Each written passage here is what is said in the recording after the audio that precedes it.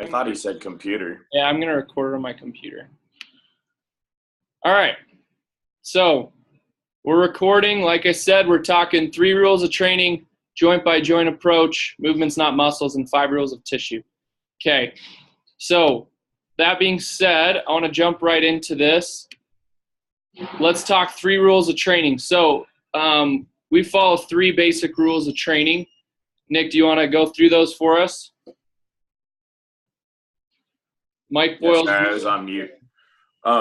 Yeah, just the 3 basic rules is do no harm, so you don't ever want to injure your client, help prevent injury during the workout, so you're helping prevent future injuries. And then the last one, of course, is what they walked into the gym for, to get them to their goals. Awesome. You know, and I think it's so important that we always remember those rules, no matter what we're doing, what workout that we're working on that month or that 6 weeks, or if we're adjusting things, you know, or maybe there's exercises that are on the sheet that need to be adjusted based off of what that person's presenting in front of us. Do no harm's the number one thing, right? If our clients come to us, sign up for training with us, and we put them at risk, you know, we're doing something wrong, not just from a business standpoint, but just as human beings trying to help. We're doing something wrong. Okay, so number 1, do no harm. That's a big thing. We got to be intelligent in our training.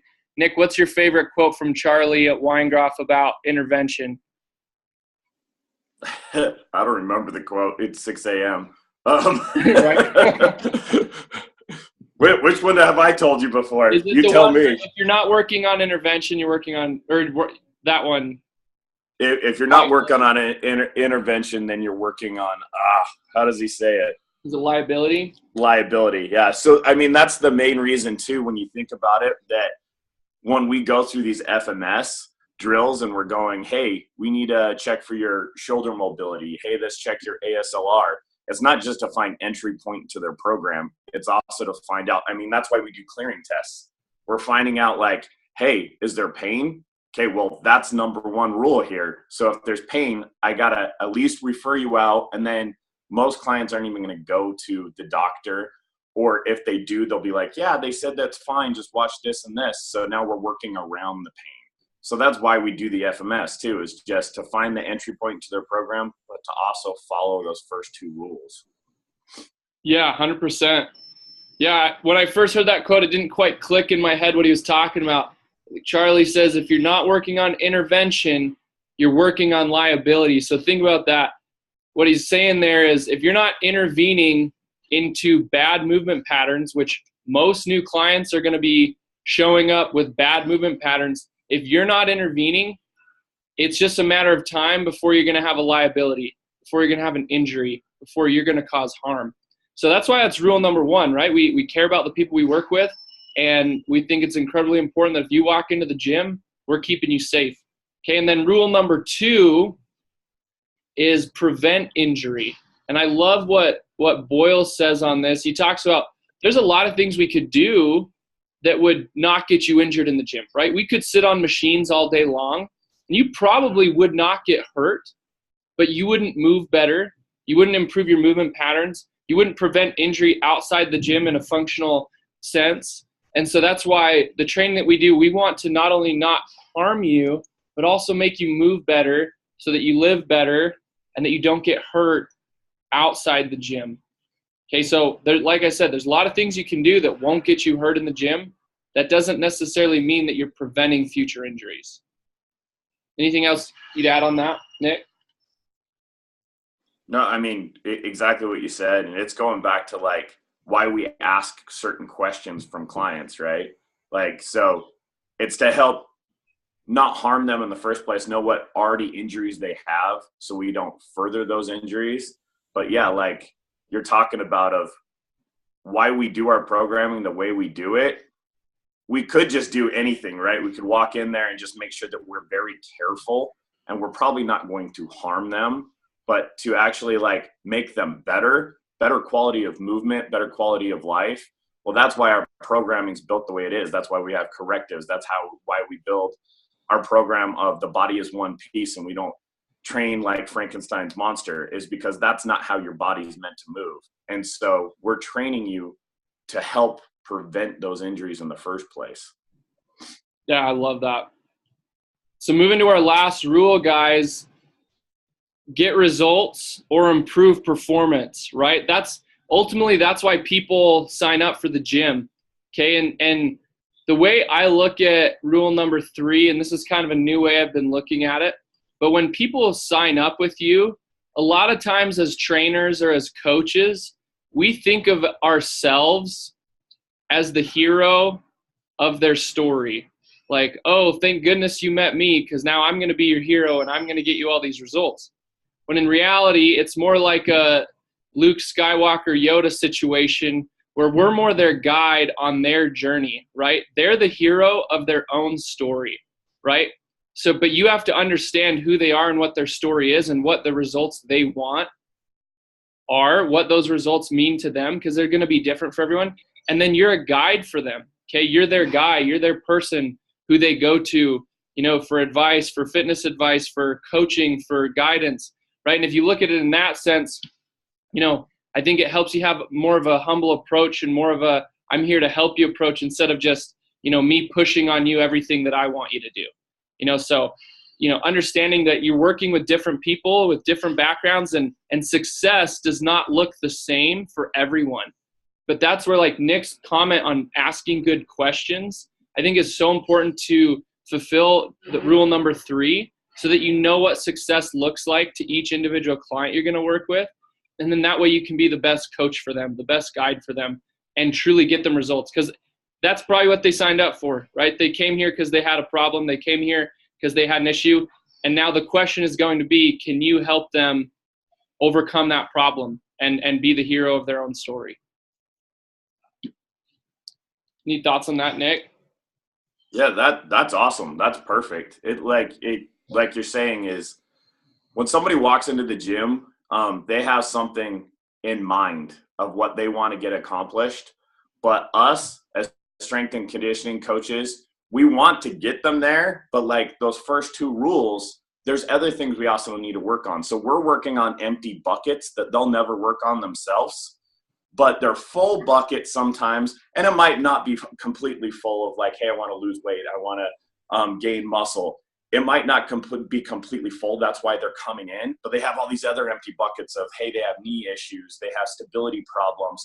We think of filling up those empty buckets, but if that's all we did, those clients would walk, because we're not helping them with what they walked into the gym for. So we always have to ride that fine line in our programming where it's like, yeah, I got to work on your needs, but I definitely got to work on your wants. And so you're almost sneaking in those needs during your workouts while you're really focusing on what they walked into the gym for.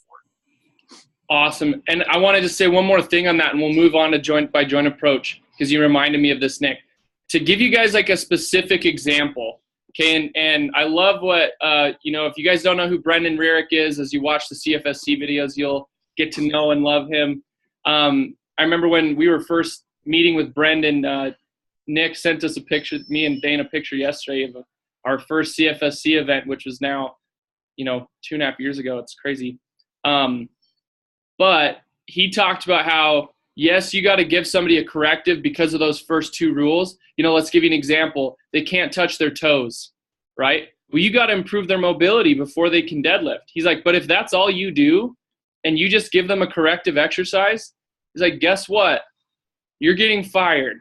He's like, they're not going to want to work with you unless you give them fitness too. So that's what's so cool about our programming, is you will learn how to not only work on the corrective, but then find an entry point so that you can do the corrective and improve their fitness. So in that example, I would have them work on their toe touch progression and give them a goblet squat, because they're cleared to goblet squat. They're not cleared to deadlift. Well, they're still getting fitness. And then hopefully in a few weeks of working on it, they'll get the mobility required to start deadlifting.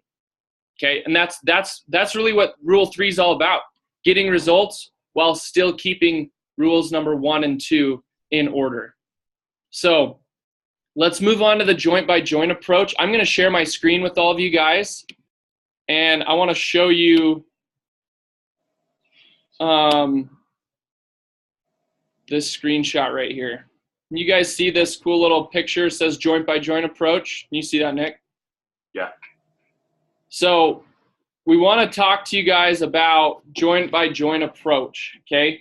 So to put it really simply, the joint by joint approach is alternating segments of mobility and stability. It's looking at the body and saying, we're going to be working on stable, you have stable segments and mobile joints that are going to move on stable segments, okay? So for example, if we're looking at this picture here, the lumbar spine, this area is not designed anatomically to be a highly mobile area. This area needs to be very stable so that this stable segment can allow the mobile joint of the hip to move on it, okay? And so when you look at all of the exercises that we do, they fit into this joint by joint approach, okay? Essentially from the big toe all the way up to the top of your head, you have alternating segments of mobility and stability, okay? So here's a definition for you. Here's just a little more in depth on it. The body is just a stack of joints. Each joint or series of joints has a specific function and is prone to predictable levels of dysfunction.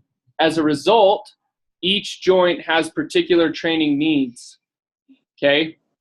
So let's just walk through each of the joints together first so we get an idea of which joints are trained as mobile joints, which joints are trained as stable joints, okay? So let's start down at the ankle, okay? We're going to train our ankle as a mobile joint, okay? We're going to train it to be able to dorsiflex and plantar flex, okay? You move up to the knee really needs to be stable, okay? The ankle can move all different directions. The knee pretty much does one thing, just flexion, extension, and it needs to be stable, okay, so that the hips and the ankles can move on that stable segment, okay? Am I making sense so far? Have I lost anybody? Any questions so far? Okay, then you go to the hips, okay? Hips are multiplanar. We can train the hips in pretty much every plane of motion, okay? That ball and socket joint allows for the hips to move sagittally in the transverse plane and the frontal plane. So we need to train it in all three planes. You look at our regression progression sheet, okay, you got split squats. There you go. We're training the knee and hip in the sagittal plane. You look at lateral squats, boom, we got frontal plane action. Okay, and then our lunge matrix, you're getting rotational. You look at our med ball side tosses with, your progressions. You're starting to get rotational work, okay? We're going to train that hip to be able to do all the functions that it was designed to do. And that's really, I think, the essence of the joint by joint approach is understanding that each joint is designed in a unique way and that each joint has specific needs of how it should be trained. And this is really giving you a basic understanding of, okay, this is a stable joint. This is a mobile joint. This is a stable joint. So that means in my mind as a trainer, as a coach, I need to be taking certain approaches. Okay, so Nick, do you want to talk about, let's dig in a little bit on, for example, the low back?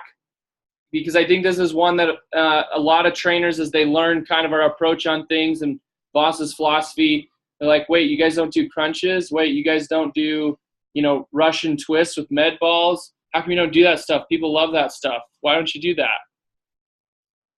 Yeah, it's right there on the chart because you notice how that's big colored yellow, where that's a stable joint. When you go higher up on the back, you got a little bit of mobility, right? You're not just stiff walking straight forward all day, or you'd look like a freak. There's a little bit of mobility in that upper back, but that lower back, it is meant to be stable. And that's why we have that whole approach where it's like, hey, we're anti-extension, anti-rotational, because we're trying to keep that as stable as possible because that's where pain ends up coming and injury happens. So we're failing on those first two rules we just talked about if we become mobile in that joint. And that's when you're going to have lower back pain. And I mean, going even further with that, you look at any of the joints, if somebody's ankle starts becoming very solid and it's not very mobile anymore, then it's going to travel up the chain, and all of a sudden they're going to have knee pain. And so the same thing would happen even with lower back. Maybe you don't have lower back pain, but we're like moving it and doing a crap load of crunches. Chances are you're going to feel it in your lower back, but it might shoot somewhere else. So a lot of the times it's because when we work on mobility in general, it's because we're also trying to keep the joints that are supposed to be mobile, the joints that are supposed to be stable. And if something falls apart, the other thing falls apart. And so your body is, how we keep saying, train your body as one piece, not Frankenstein's monster. That also goes with not just how we're lifting weights, but how we're moving the body. And so that's why the whole joint by joint is amazing to look at. And it's really simple when you think about it. It's stacked on top of each other, just like Layne said. And you're just trying to think, okay, what is this joint supposed to be doing? And am I fighting against it or helping it fluid towards its goal? I love that. Yeah, that was really good, Nick. So I want to piggyback on something Nick just said. So I'm going to post a really great article for you guys to read on the joint by joint approach. It's a very straightforward article. It'll help you get a little more depth on this. Also at the bottom, it has a great 3-minute video from Charlie Weingroff explaining in more depth the joint by joint approach. So I'll post that in the chat here in a second. But I want to read a little section from it. So, the joint by joint approach was created by Mike Boyle and Gray Cook, and they're the ones who are writing this article. And they're saying over the past 20 years, we have progressed from the approach of training by body part to a more intelligent approach of training by movement pattern. In fact, the phrase movements, not muscles, has almost become an overused one.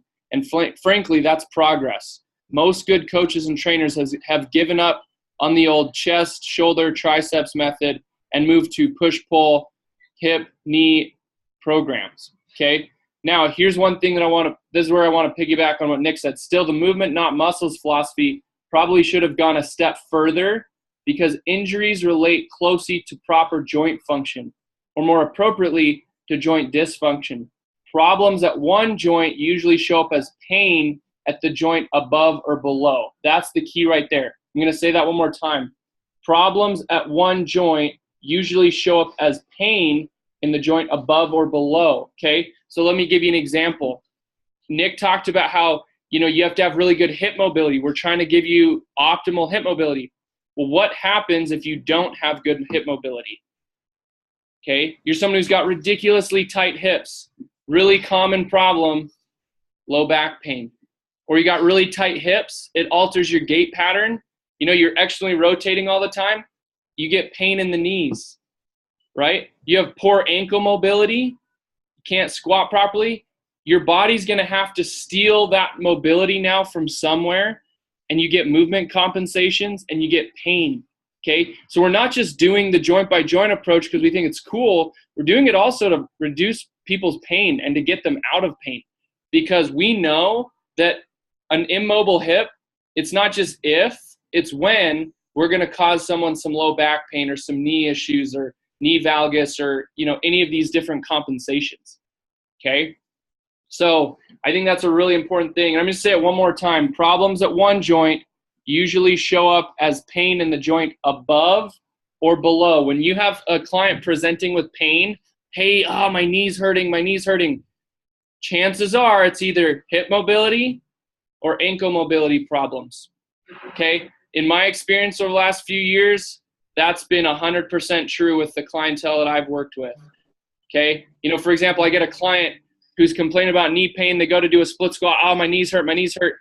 I work on the hips for a sec, and I get them into a good position with their hips. The knee pain goes away, and they stop having that issue. That's what's so cool is once you have an understanding of this framework, the application, it just becomes awesome.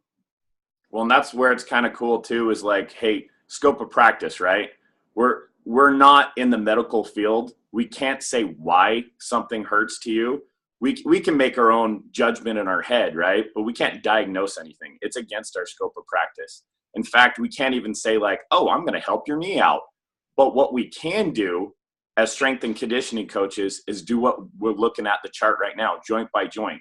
Hey, you have knee pain? Well, I'm going to stay away from your knee because I'm not going to do anything there. I'm not allowed to if you have pain in there. But I sure in hell can make your hips more mobile, your ankles more mobile.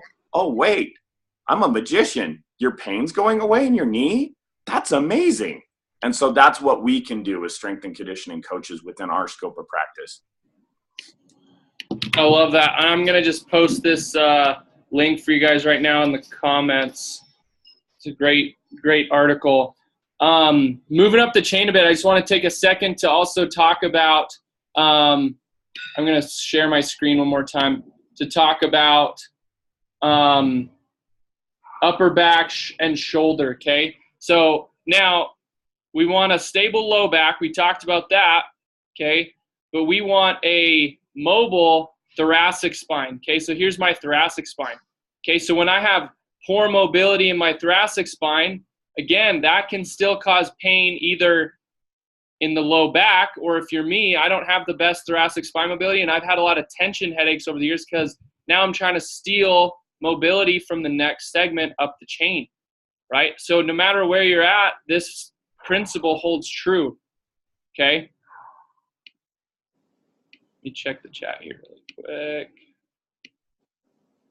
It's like someone put it there. Oh, we're just doing, okay.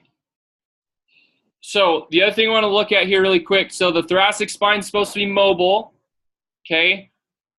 And that's where we get like all our T-spine drills and stuff at the very beginning of our workouts. Yeah.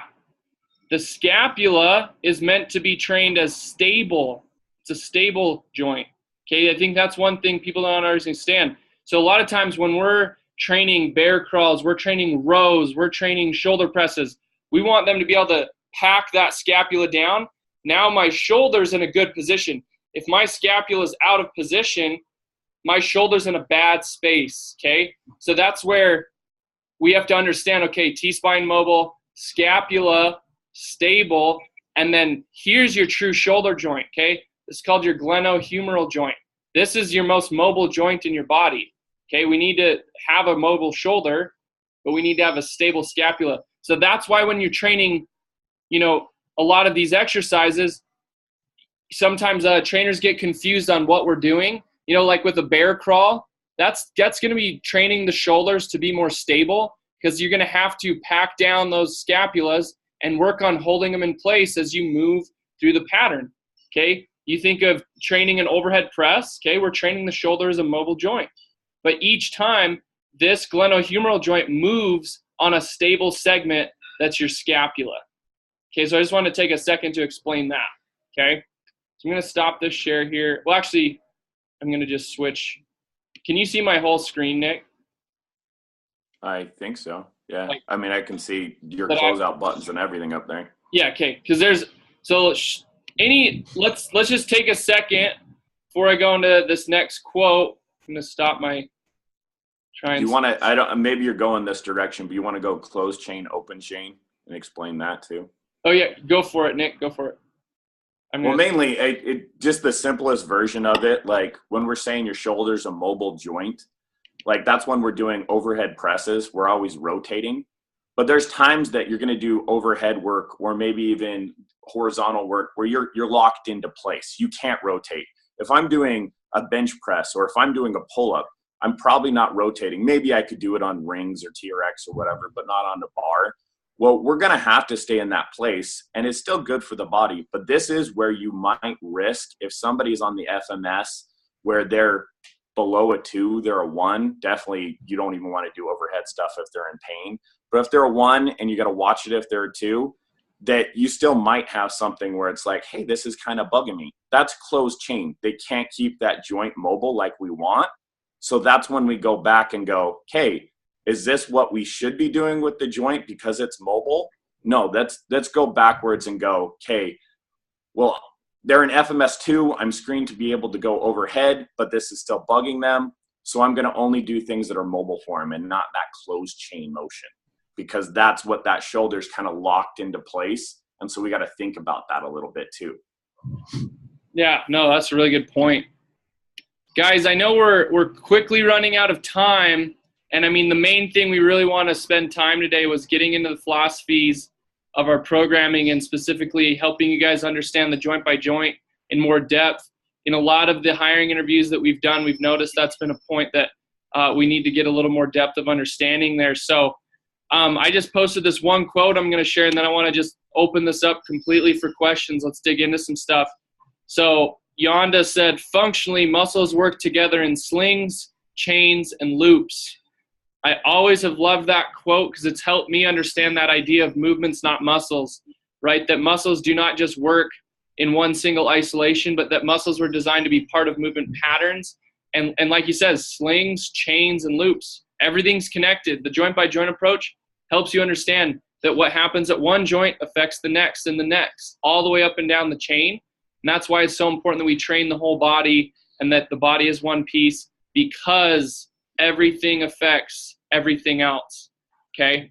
So all of that being said, does anybody have any questions on the application of this, or on the, how does this relate to our programming, or anything that you've seen so far in the internship, whether you're week in or 4 weeks in or whatever?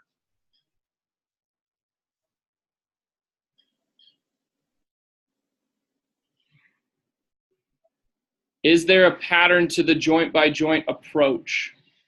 Could you be a little more specific on what you mean by a pattern? Like a pattern to how you apply it, a pattern to, be a little more specific on that. If you're talking about like just mobile and stable, they stack on top of each other. Yeah, so yeah, like Nick's saying, it's gonna be alternating segments. Yeah, there is a pattern. Okay, my big toe is mobile. My midfoot is stable. Well, I might as well just use my hand because this is my hand, right? My fingers, mobile joints. Okay, my mid hand, stable joints. My wrist, mobile joints, alternating segments, mobility, stability, mobility. My elbow, stable. Does that make sense? Does that answer your question, Antonio?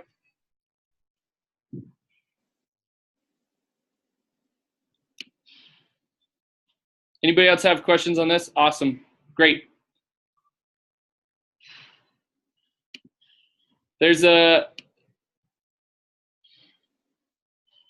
Remember, guys, if you have a question. It's kind of thinking like the joint by joint. It's like, you guys ever put together like one of those Lego sets that have mobile joints in them? You're really thinking of like, I couldn't put a mobile Lego right next to another mobile Lego. It's going to fall apart.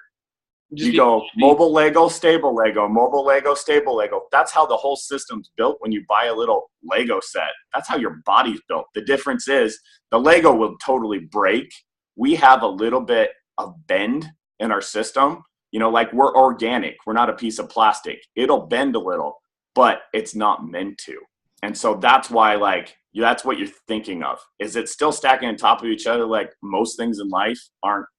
You're putting this on top of that because it'll fall apart. There's always something stable behind it, right? But we're organic, we're real people. And so the body's a wonderful thing. It's amazing. And it'll adapt so you can keep moving in life, but things aren't meant to be that way. Awesome, Nick. Caden asked a great question. He said, is there a good cue to tell someone to get their scapula stable? Okay, absolutely. The two cues I would use, one of the ones that Dan John uses to teach someone how to pack their shoulder, is he tells them to grab the tag of their t-shirt. Okay, in this position, my shoulder's packed. Okay, but then you have to help them understand what just happened. A lot of times they're like, okay, well, I don't know what just happened. Okay, help them understand that their scapula just packed down and it's in that lockdown position. The other thing I do is if they're doing rows, right, and they're all over the place, they're up here, they're down here, I'll go actually place my hands on their scapulas, ask them if I can touch them, put my hands on their scapulas, and then tell them, hey, put your shoulder blades in your back pockets. You're wearing your favorite pair of jeans, put your shoulder blades in your back pair of pockets. And once I've touched their scapulas and give them that like physical touch feedback, and then keep, a lot of times I'll actually grab the back of their shoulders and pull them into place. And then, okay, now they'll start to make those connections.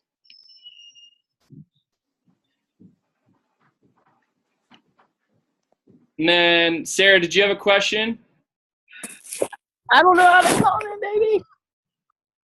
What's that? I raised my hand, but I don't know how to comment. You're good. I just unmuted you, so if you have a question, go for it. My question was just to give examples of if they have the knee pain and you said, okay, well, let's work on your hips. Oh, you don't have knee pain anymore? What's an example of what you did on that hip joint?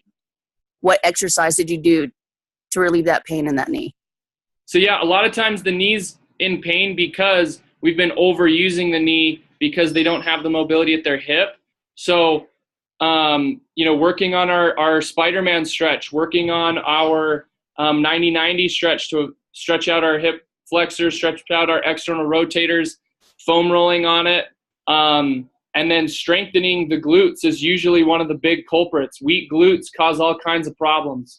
So hip lifts, if the hips are or the hip flexors are too tight, the glutes are going to be weak and we're going to have problems. And then, somebody just commented ankle mobility will help the knee as well. Absolutely. When you have poor ankle mobility, especially in a squat pattern, your heels are going to elevate because of that lack of ankle mobility, and now the pressure is going to shift to your knees. So that's where we're saying the mobile joints affect the stable joint and the pain shows up. So, you might have to do a little exploring. You might have to kind of take them through some different regressions or progressions and see how they do. Like, for example, if I elevate your heels and it fixes the problem, okay, well, then it's probably ankle mobility, right? It's not 100% guaranteed it's ankle mobility, but chances are that it is. But at least that's showing you, okay, there's something I need to keep asking questions. I need to keep digging further. I need to pay attention. We always talk about every movement as a screen. So now start watching. Okay, on a movement like go do an active straight leg raise test. What did they score on the FMS? What did they do on their inline test on the FMS? Those are going to start telling you ankle mobility, hip mobility, and where to go from there. Well, and the biggest thing you got to remember, it's like, yeah, we never know exactly what's going on. We're not doctors, and sometimes doctors don't even know, right? They have to do their tests to figure out what's going on in your body. Well, we're the same way. It's like, hey, maybe it's ankle, maybe it's hip, maybe it's both of them. This is your scientific research lab, and you're playing with things as long as you're staying off the pain, and then you're rechecking your work. You always got to check your work. If they're getting better in a month, you're on the right path. If they're not, maybe you're on the wrong path. Yeah, and pain's a big one, right? We want to be really clear with people. We don't want people ever working into pain. And, we're not here to diagnose pain, like Nick said. That's a big sign for us. So we got to say, okay, you're in pain. Let's get you referred out to somebody. But a lot of times with some of these simple things, you can try some stuff, see if it makes it better, and help them out. I also just posted the link to that video with Charlie. I know we're pretty much out of time, guys. We try to keep these things around half an hour. Hopefully this was a great discussion for you guys. I had a good time talking with you this morning. Thanks again, Nick, as well, for digging into this with us. And I will quickly take a screenshot of everybody. Really quick, if you have not put your name in the comments, please do so, and we will call this good. Thanks so much, guys. We appreciate you. We'll call that good for the call today.